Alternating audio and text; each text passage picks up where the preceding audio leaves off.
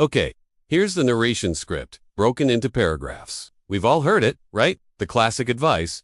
There's good debt and bad debt. Good debt is for things that supposedly increase in value or generate income, a mortgage, a student loan for a high-paying career, maybe a loan to start a business. Bad debt, that's for stuff that depreciates, fancy cars, lavish vacations, designer clothes, all slapped on a credit card. It seems simple enough, a neat little box to put our financial decisions into. For years, I just accepted that. It's what the experts say, what the books preach. But then I started to notice something, a kind of pattern, not just in my own life, but looking at people around me. I saw friends with good debt, who seemed stuck, trapped, almost, and it wasn't because they were drowning in payments they couldn't afford, not always. It was something more subtle. They had the house, the asset, but they couldn't take that dream job offer in another city because selling the house was a nightmare. Or they were underwater. They had the prestigious degree, another asset, but they were locked into a career path they secretly hated just to manage the student loan payments. Their actual passions gathering dust. It got me thinking, what if this whole good debt versus bad debt thing is too simplistic? What if it's missing the real point? The more I thought about it, the more I realized the true distinction isn't about whether the debt is for an investment or consumption. The real gut check question is, does this debt increase my future options, my freedom to choose? Or does it restrict them? Does it open doors? Or does it build walls around me? Let's talk about option. It's a term you might hear in finance or business, but it's incredibly relevant to personal life. Optionality simply means having choices, having the flexibility to adapt, to pivot, to seize unexpected opportunities, or to walk away from bad situations. The more optionality you have, the more control you have over your life's direction. And here's the kicker. Debt, by its very nature, often acts as an enemy of optionality. Think about a mortgage. It's the cornerstone of good debt for many. You're building equity, they say. And yes, owning a home can be wonderful. But consider this. That mortgage ties you to a specific location. What if the local job market tanks? What if your industry shifts and the best opportunities are suddenly on the other side of the country or even overseas? That good debt can become a very heavy anchor, making it incredibly difficult and costly to make a move that could significantly improve your life or career. You're not just paying interest, you're potentially paying with missed opportunities. How could this apply in life? Before signing that 30-year mortgage, especially early in your career, or if you value mobility, really weigh the commitment against your potential desire for future flexibility. Is this specific house, in this specific location, worth potentially limiting your ability to chase a dream job elsewhere for the next 5, 10, or even 20 years? Sometimes, renting for a longer period, while saving aggressively, might preserve more of that precious option, allowing you to be nimble when the right door opens. Then, once you're more settled or have a clearer long-term vision, homeownership might align better with your overall freedom. Then, there are student loans, an investment in your future earning potential, right? Often, yes. But what if the degree is for a field that's rapidly changing or becomes oversaturated? Or, and this is a big one, what if you discover after a few years that you're miserable in that career? You're now saddled with significant debt that dictates your job choices, forcing you to stay in a field you dislike just to make the payments. Your investment has narrowed your path, not broadened it. You're working to serve the debt, not the other way around. How does this apply? It's not about avoiding education. It's about being incredibly strategic and honest. Research, demand.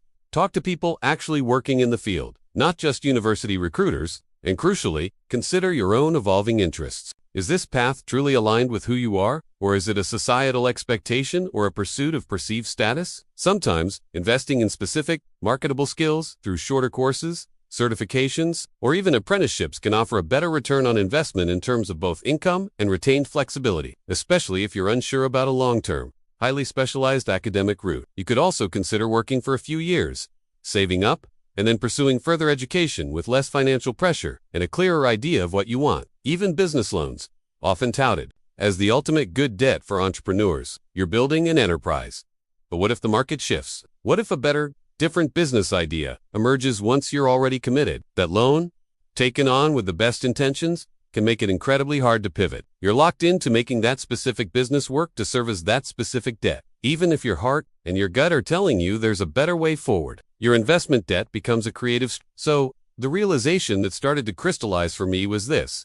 Any debt that significantly reduces your ability to make different choices in the future, regardless of its label, can be detrimental. It's not just about the interest rate or the asset class. It's about the chains it puts on your future self. It's about the what-ifs it silences. What if you want to take a sabbatical to travel or learn a new skill? What if you want to downshift your career for a better work-life balance? What if a family emergency requires you to make a drastic life change? Heavy debt loads, even for good things, can make these choices feel impossible. The hidden cost of so-called good debt is often the opportunity cost of lost freedom, lost flexibility, lost agility. You're trading future unknown possibilities for a present, tangible asset or qualification that might, in the long run, limit you more than it liberates you. It's a subtle trap because it's wrapped in the language of prudence and investment.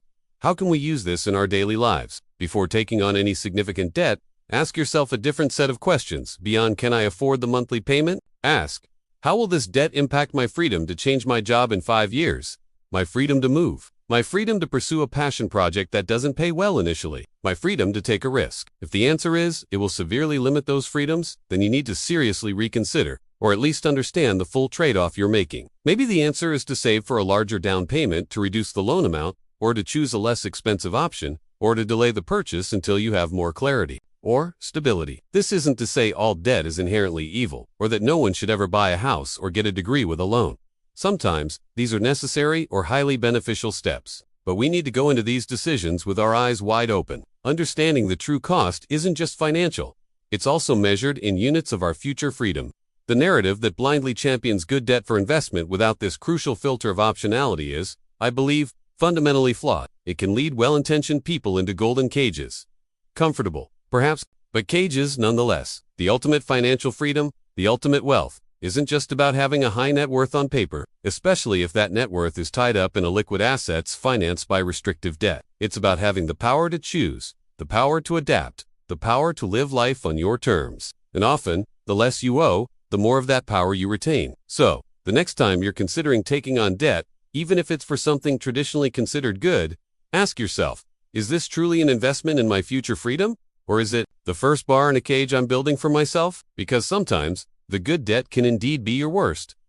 So, how do we actively cultivate this optionality, this freedom in our daily lives? It starts with small, consistent choices. Things we might not even realize are powerful. Consider your spending habits. It's not just about budgeting, but about questioning the why behind each purchase. Does this truly add to your freedom, or subtly restrict it later? Even small, recurring expenses, like subscriptions you barely use, can collectively drain resources that could have been used to build flexibility.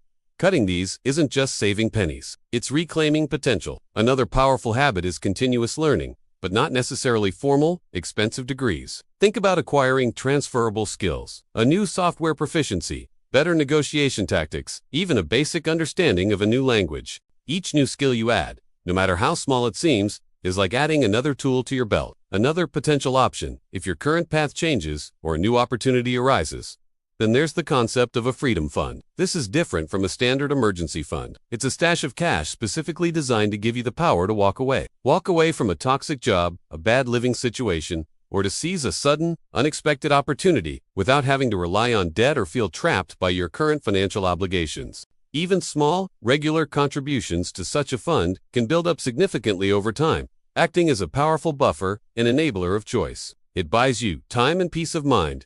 Regularly review your commitments, to not just financial ones, but time commitments. Are the things you're locked into still serving your long-term vision of freedom and flexibility? Pruning these commitments, saying no more often to things that don't align, frees up mental and financial bandwidth. This allows you to be more agile and responsive to genuine opportunities. The benefits of these small, consistent actions compound. You'll find yourself with more breathing room, less stress tied to financial obligations, and a greater sense of control over your life's narrative. It's about shifting from a reactive stance, constantly playing defense against debt and obligations, to a proactive one where you are intentionally building a life with more inherent choices. Ultimately, it's about valuing your future freedom as much as, if not more than, any present possession or perceived status symbol that might come with a restrictive financial chain. Thanks for watching and for thinking through these ideas with me.